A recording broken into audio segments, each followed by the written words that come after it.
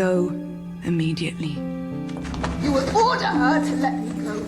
I am the queen! From the beginning, Cersei Lannister has showed us that she's a master when it comes to playing the Game of Thrones. She's manipulative and will go to any lengths when it comes to protecting her children and destroying her enemies. Is this meant to be your shield, Lord Stark? A piece of paper. For the majority of the series, she eluded punishment. That is, until she's finally bested by the very man she elevated to a position of power, the eloquent but fanatical High Sparrow. What will we find when we strip away your finery? Watching her being dragged away like so many of her victims is practically cathartic. Sure, she eventually gets her revenge by killing them all with wildfire and torturing Septa Unella, but we'll never forget the joy of watching her get her just desserts. My faith will be the last thing you see. Number 9. The Cave. Egret! Seven hells! Jon Snow has been through quite a lot since leaving Winterfell, but fate finally gave him a break when he met the wildling Egret. Your friends are nowhere close. I'll find them. Despite their opposing backgrounds, the two eventually fall for each other. The kiss they share atop the wall is definitely a sweet moment, but it just doesn't compare to when Jon breaks his vow and makes love to her in a cave. There's definitely an abundance of sex in Game of Thrones, but few of those scenes has been as sweet and emotional as this moment in the cave. The intensity of the scene and genuine chemistry between Jon and Egret makes the whole affair not only steamy, but also quite beautiful. A maid. You were a maid. I was a man of the Night's Watch. Number 8. Lyanna Mormont. You were named for my Aunt Lyanna. You said she was a great beauty. I'm sure you will be too. I doubt it. My mother wasn't a great beauty or any other kind of beauty. She was a great warrior, though. The breakout character from the 6th season was by far the young ruler of Bear Island. Yes, she may be a small child, but we soon learn that Lyanna Mormont has more guts than most of the Northern Lords combined, and she does not take crap from anyone. Why should I sacrifice one more moment life for someone else's war? She's one of the first to pledge her loyalty to Jon, but her crowning moment comes after the reclaiming of Winterfell, while she calls out all those that failed to align themselves with the Starks, only to then inspire them by proclaiming Jon Snow to be the true king in the North. For such a little girl, she sure makes one hell of an impact. We know no king, but the king in the north whose name is Stark. I don't care if he's a bastard. Ned Stark's blood runs through his veins. He's my king, from this day until his last day. Number 7. A crown for a king. Keep away from me!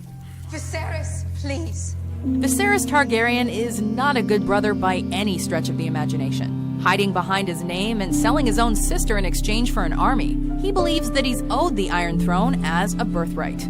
Unfortunately, his plans come undone when Daenerys and her Dothraki husband Khal Drogo end up actually falling in love. In a drunken rage, Viserys threatens to cut out her unborn child during a celebration. This proves to be a fatal mistake, as Khal Drogo doesn't take too kindly to his threat. No! No! You cannot touch me!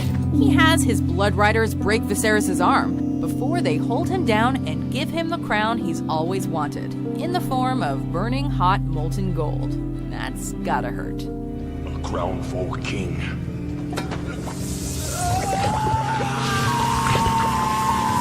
Number 6. Father and Son.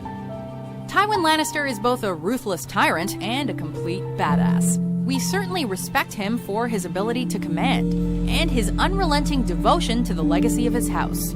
Hold fast! Hold fast! What are you doing? We need to attack them! Hold fast! However, fans will likely never forgive him for his treatment of his son Tyrion. Humiliated and verbally abused his whole life, Tyrion's breaking point comes when he realizes that his own father has not only sentenced him to death, but also turned the love of his life, Shae, against him and slept with her.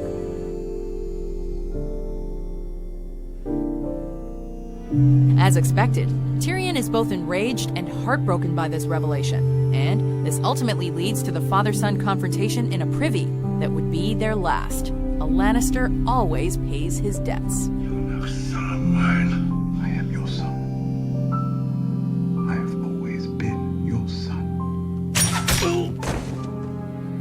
5. The Purple Wedding. Good. Needs washing down. Joffrey Baratheon will go down in history as one of television's most hated villains. Despite being so young, his sadistic nature, murderous habits, cowardice, and the abuse he inflicts on Tyrion and Sansa makes him an utterly detestable king. Season after season, fans cried out for this little bastard to bite the dust, and the creators answered in spectacular fashion. On the day of his wedding, during one of his normal tirades, the boy king succumbs to a poison known as the Strangler. It's nothing. While he was deserving of a much harsher death, watching the tyrant struggle to breathe as his body is left as nothing more than a grotesque husk is wholly satisfying.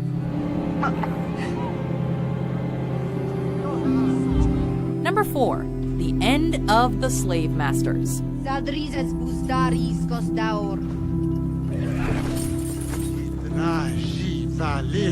During Daenerys' visit to the city of Astapor, she's greeted by a slave master whose vocabulary mostly consists of slurs, slander, and insults towards her.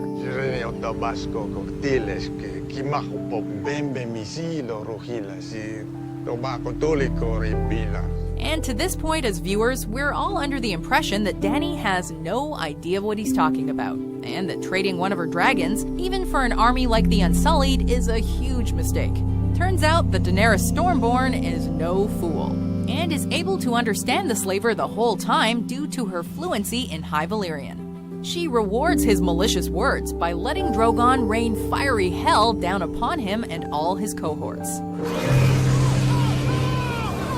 With the Masters finally dead, Dany and her new army of Unsullied march on. Number 3. Avenging the Red Wedding. You're not one of mine, are you? No, my lord. Walder Frey quickly established himself as one of Game of Thrones' most detestable characters after he hosted and helped organize the deaths of Robb and Catelyn Stark, not to mention Robb's pregnant wife. Vengeance for the Starks comes unexpectedly, however, as a nameless servant reveals to Frey that she's killed, carved, and baked his sons into a pie. They weren't easy to carve. This revelation is quickly followed by another, when the servant girl exposes herself as none other than Arya Stark, who then proceeds to avenge her mother and brother by slicing Frey's throat open. Her killing of Trent and reclaiming of her name may be worthy of praise, but this death is particularly satisfying.